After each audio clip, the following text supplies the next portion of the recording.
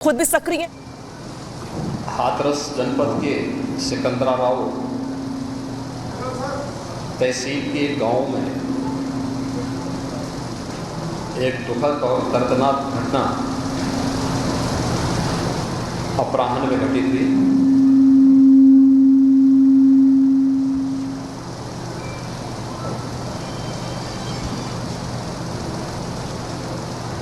इस पूरी घटना के तह तक जाने के लिए शासन स्तर पर हम लोगों ने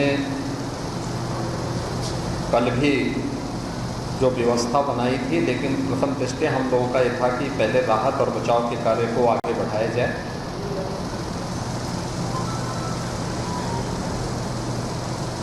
इस पूरी जो अभी हादसा है, इस हादसे में 121 श्रद्धालुओं की मृत्यु हुई, जो उत्तर प्रदेश के साथ साथ हरियाणा, राजस्थान और मध्य प्रदेश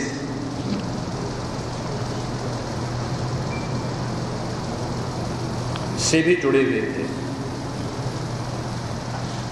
उत्तर प्रदेश में हाथरस, बदायूं, कासगंज, अलीगढ़, एटा, ललितपुर, शाहजहांपुर, आगरा, फिरोजाबाद, गौतम बुद्ध नगर, मथुरा, औरैया, बुलंदशहर, पीलीभीत, संभल और लखीमपुर खीरी, इन 16 जनपदों के भी कुछ श्रद्धालु जन थे जो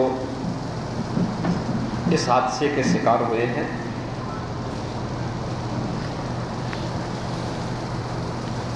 एक 121 में से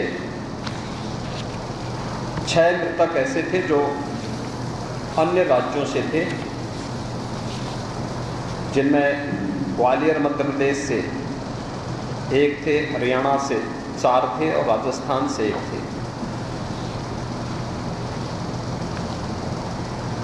हाथरस के जिला हॉस्पिटल में मैंने जो घायल हैं,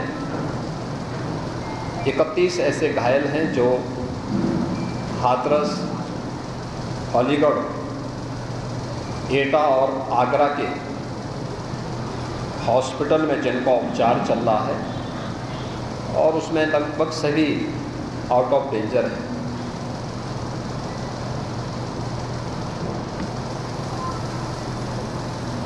हादसे के बारे में जो वहाँ के चश्मदीद हैं, जो इस घटना के शिकार हुए थे, गंभीर रूप से घायल हो गए थे, उनमें से ज़्यादातर जो लोग हैं जिनसे आज मैंने बातचीत भी किया है,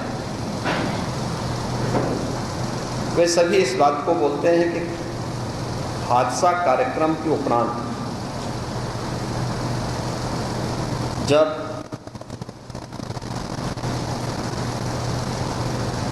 इस कार्यक्रम में जो सज्जन वहाँ पर अपना उपदेश देने के लिए आए थे, उनका कार्यक्रम या उनकी कथा संपन्न हुई, तो कथावाचक के मंच से उतरने के बाद जीटी रोड में जैसे ही उनका काफिला आया था, तो उन्हें छूने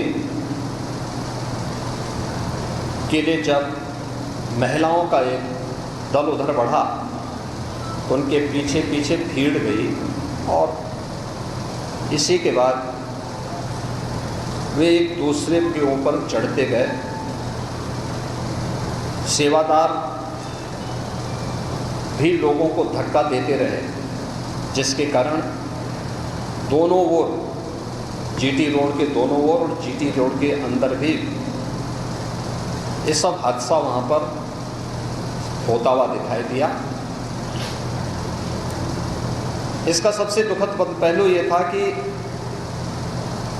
इस प्रकार के आयोजन में जो सेवादार प्रशासन को पहलू ये था कि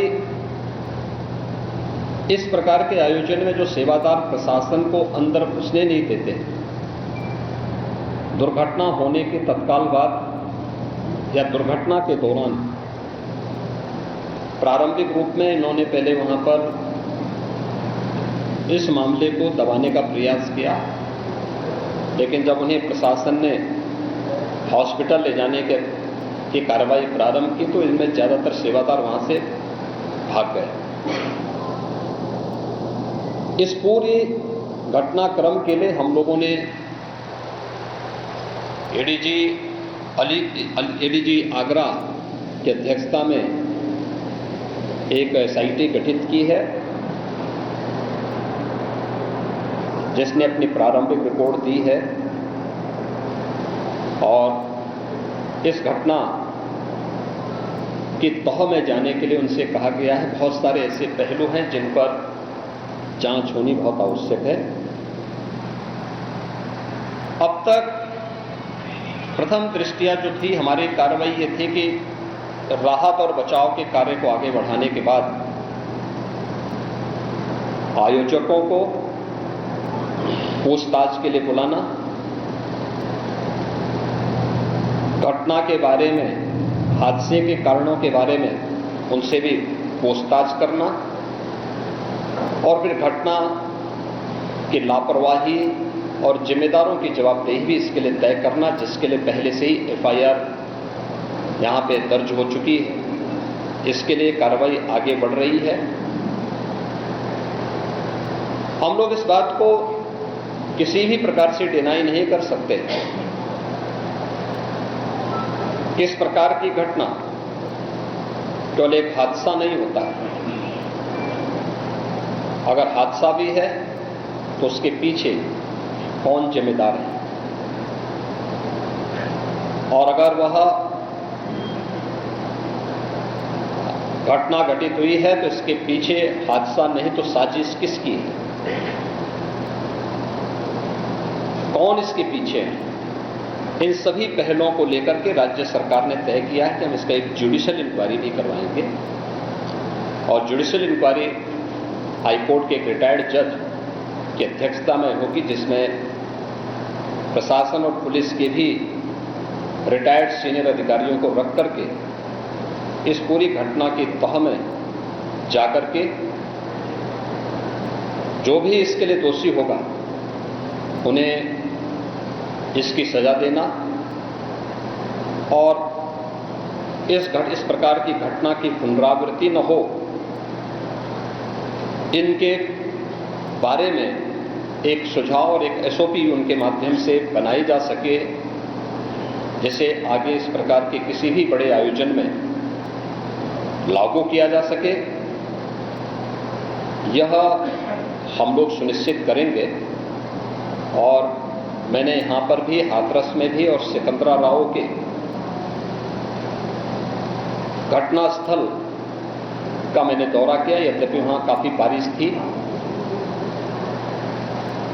और वहां जाकर के मैंने एक बार उसको देखने का प्रयास किया है। यद्यपि प्रशासन ने पहले से इसके मैप भी बना के तैयार किए थे, वो भेजे भी थे, लेकिन हादसे के कारणों की प्रारंभिक व्यवस्था देखी जा सके इसको देखने के लिए वहां पर मैं स्वयं गया था। और हमारे 3 मंत्री यहां पर कल से ही कैंप कर रहे थे। मुख्य सचिव और पुलिस महानिदेशक भी यहां पर कल से ही कैंप कर रहे हैं। सीनियर अधिकारीगण भी यहां पर पुलिस और प्रशासन के अधिकारीगण यहां पहले से ही कैंप करते हुए इस पूरी घटना के लिए जिम्मेदारों की जवाबदेही तय करने की भी दिशा में आगे कार्रवाई की जा रही है, जिसमें कुछ विशेष दल बनाए गए हैं, जिनमें अलग अलग जनपदों में उनकी कार्रवाई अब प्रारंभ होगी और प्रारंभिक जांच के बाद आगे की कार्रवाई को हम लोग आगे बढ़ाने का कार्य करेंगे। यह यहाँ की घटना के बारे में था और जुडिशियल इंक्वायरी के बारे में आज ही इसके नोटिफिकेशन शासन के द्वारा भी जारी हो जाएगी। महाराज जी,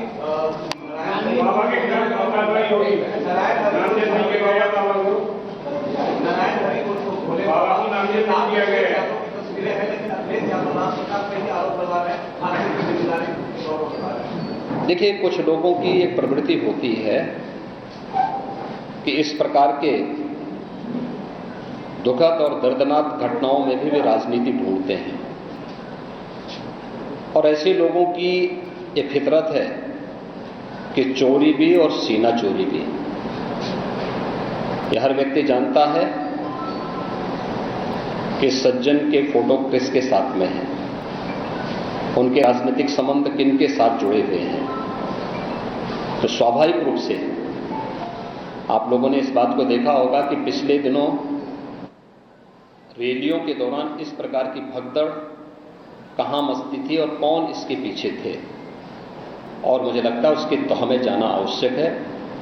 जो लोग निर्दोष लोगों के जीवन के साथ खिलवाड़ करते हैं और उनकी जवाबदेही भी इसके साथ तय होगी।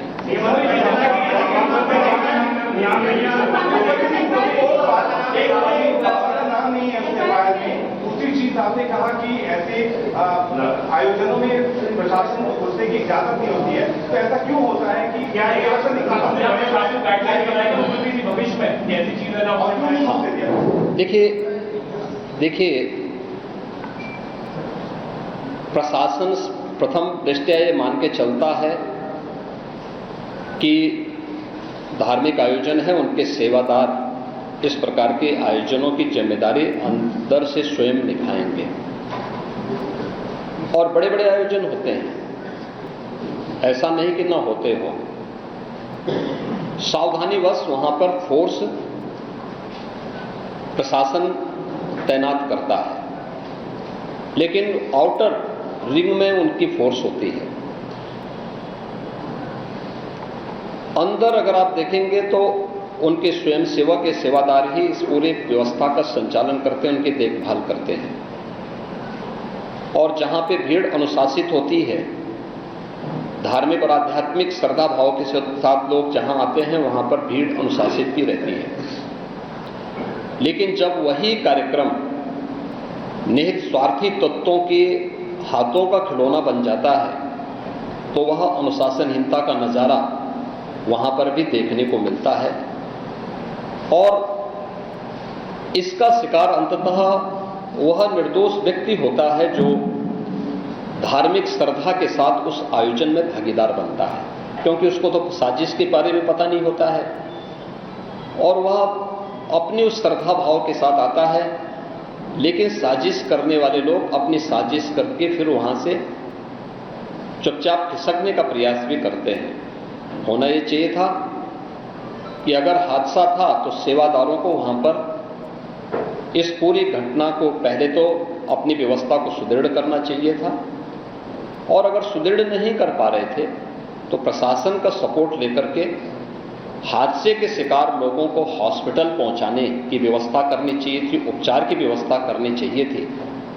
इसका सबसे दूसरा जो पहलू ये है कि हादसा में लोग मरते गए और सेवादार उससे पहले वहां से खिसक करके भाग चुके थे, और इसीलिए हम लोग इसके पहले चलेंगे।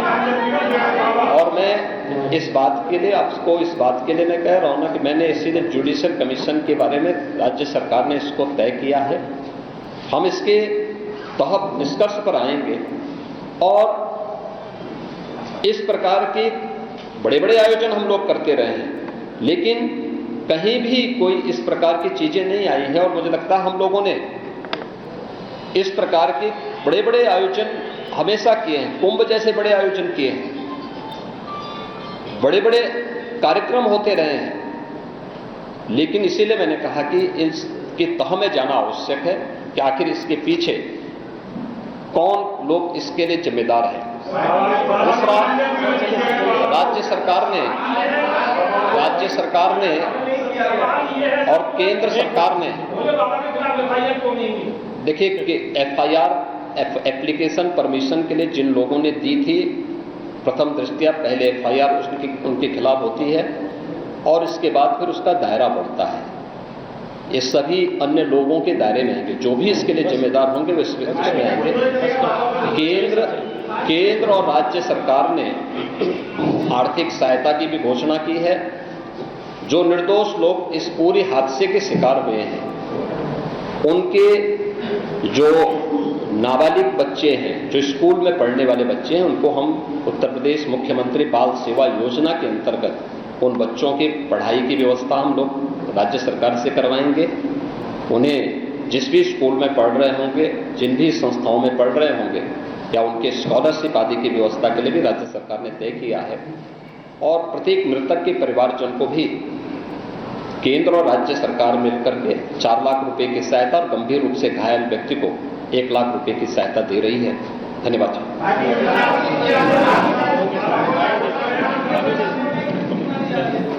उत्तर प्रदेश